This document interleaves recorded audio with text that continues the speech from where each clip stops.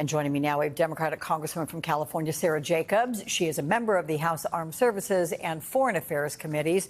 Welcome. It's always good to see you. So Donald Trump canceled that joint press conference and had Vladimir Zelensky escorted out of the White House, accusing the Ukrainian president of not being ready for peace. Is that how you see it? Not at all.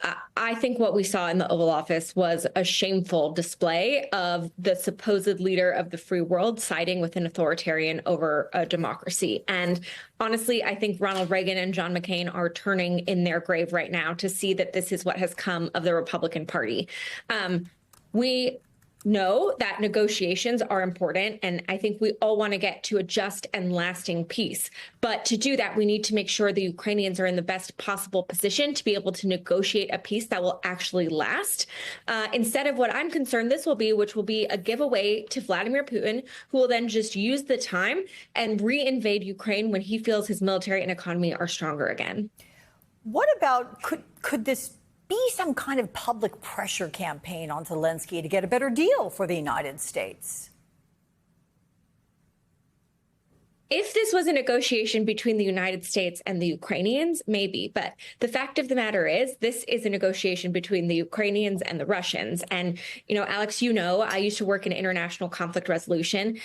We know from lots and lots of history of peace negotiations that actually a negotiation stands to the test of time. It will last longest if it is between the two actual parties to the conflict, in this case, the Ukrainians and the Russians, not the U.S. as a proxy or stand-in negotiating on behalf of one side or the other.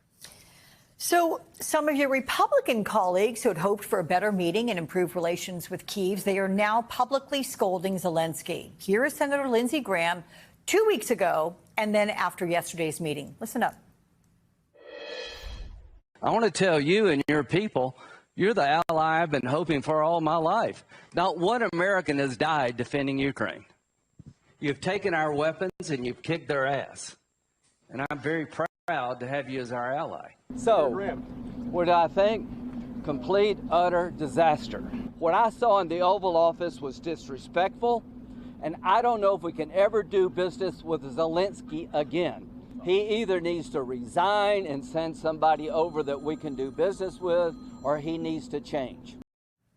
Well, what a difference 2 weeks makes. I'm curious how a Republican shift could shift the support for Ukraine, swaying it, ultimately the outcome of a peace deal.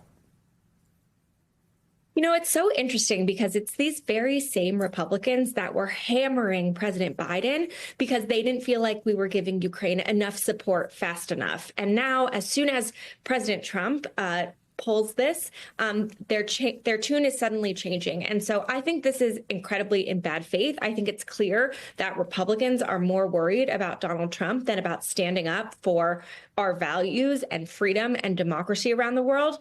And I think it's really problematic. And I think what we're going to see is that Trump sells out, gives Putin everything he wants, and then we're left holding the bag in a few years when Putin reinvades again, just stronger this time. I was going to ask, does this potentially tip European countries toward actual military conflict with Russia?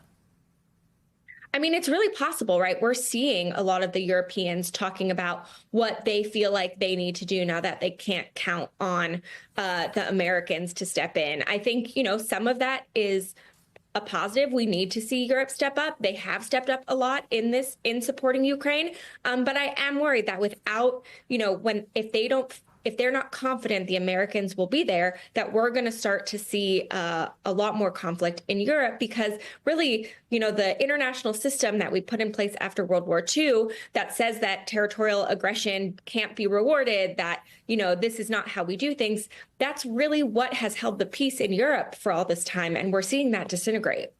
And former defense secretaries, they are concerned about the Trump administration's firing of several senior U.S. military leaders. That includes the chairman of the Joint Chiefs of Staff, General C.Q. Brown Jr. And in a letter, they asked Congress to do its job and hold Trump to account for reckless actions, including telling senators not to confirm new Defense Department nominations without answers. Will Congress listen? That's such a good question. As you know, Alex, we're in the minority in the House and the Senate. And so, Democrats in Congress don't have the ability to hold formal hearings. We are talking about holding shadow hearings and making sure we're bringing this to attention.